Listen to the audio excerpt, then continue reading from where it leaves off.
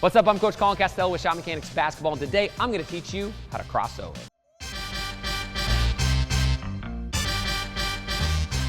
Now, a crossover is one of the most basic moves in basketball, but it can be a little bit harder than you actually think. If you know a few keys, it can help you out a lot, especially if you're a beginner or a young player.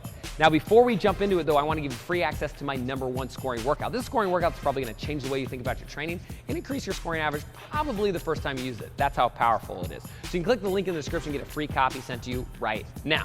Now, with a crossover, we want to think about a few different things, right? So the crossover is basically just the idea of we have the ball in one hand and we're pushing it over to the opposite hand. We're trying to get our defender leaning one way, crossing over the opposite.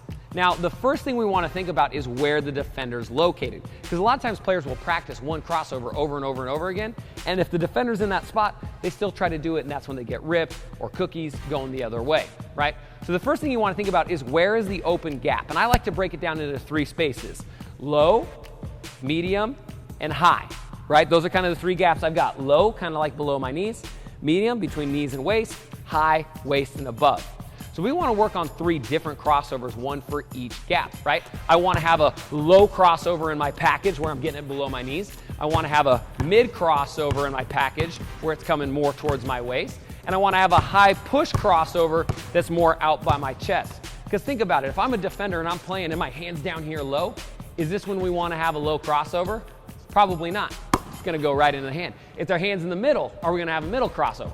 Probably not. If their hand's high, are we going to want to have a push crossover? Probably not. So the whole key is you want to be able to read the defender's body position in their hand and then do a crossover in a match, right? So if you've got all 3, if you've got the low crossover, or you got the mid crossover, or the high crossover, you've got all 3 options. So make sure that you're not just working on one crossover, you're working on 3 different options for 3 different gaps. All right, so the next thing you want to think about a crossover is you want to let the ball spin in your hand. A lot of players think that it's like a really rigid, kind of tight handle that you got to have. But really, if you watch the best ball handlers and the best crossovers in the world, most of the time, the ball is controlled and spinning in your hand. So you see as the ball comes up to my hand, I'm letting it rotate and my hand's just kind of guiding it right there, right? If I try to rigidly control the basketball, it makes it a lot harder to stay that fluid, smooth handle, right? That gets you that really nice shake and bake crossover. So think about anytime you're practicing your crossover, whatever drill it is, let the ball slide in your hand and then whip it back the other way. So you can see it sliding in my hand, whipping back the opposite way. So you can really tell if you've got a logo on the basketball or something. If you watch that logo, we should see it move in my hand, right? As soon as it hits my hand, I should still see this logo rotating around and then freeze as I whip it back. So that's one way to kind of check if you're getting that control. Because this is really important, because no matter what move you're doing, whether it's a crossover, behind the back, pull back, whatever it is, if we can let the ball rotate in our hand, it gives us that extra movement to be smooth, to have that control, right? So don't think about having a really rigid, tight handle with your hands. It wants to be loose. That way we can shake and bake with it. We can keep that crossover nice and smooth. All right, so the next thing you want to think about your crossover is you want to include a change of pace most of the time. A lot of players make the mistake is they just go fast, fast, fast, fast the whole time.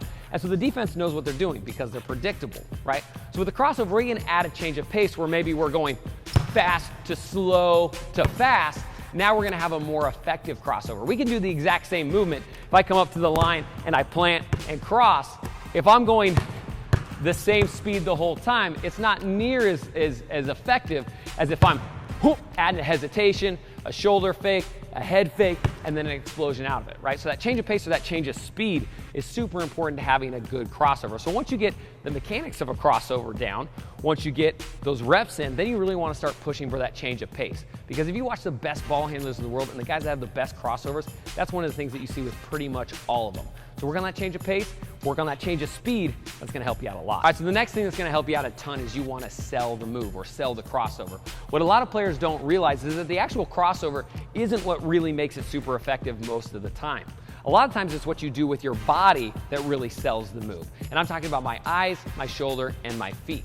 So if I'm getting ready to plant a crossover here and I'm coming up, if I just come and do just a normal crossover, it doesn't matter how fast it is, it doesn't matter how good my ball control is. If I don't sell it with my body, it's not going to be near as effective. So the first thing we can think about is we want to sell with our eyes, right? If I want to cross over to my left, if I throw my eyes to my right, that's going to immediately slide my defender. People don't realize how important your eyes are to shifting to the defender, right? If I want to sell them with my shoulders, I can do the same thing.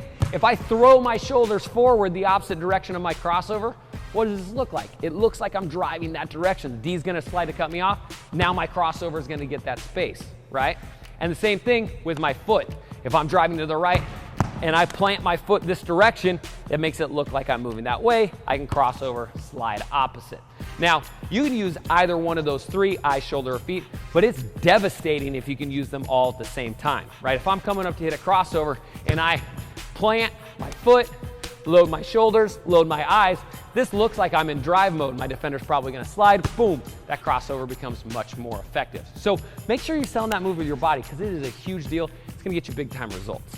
All right, if this video helped you out, go ahead and hit that like button and then head to the comment section down below and let me know what sort of video you want to see next. We run pretty much everything out for request, so leave it down below and hopefully we'll get to it. And if you're new to Shop Mechanics, you're gonna wanna do two things. Hit that subscription button, because we put out videos every week and they're all gonna get you better. Might as well turn on the notifications while you're at it.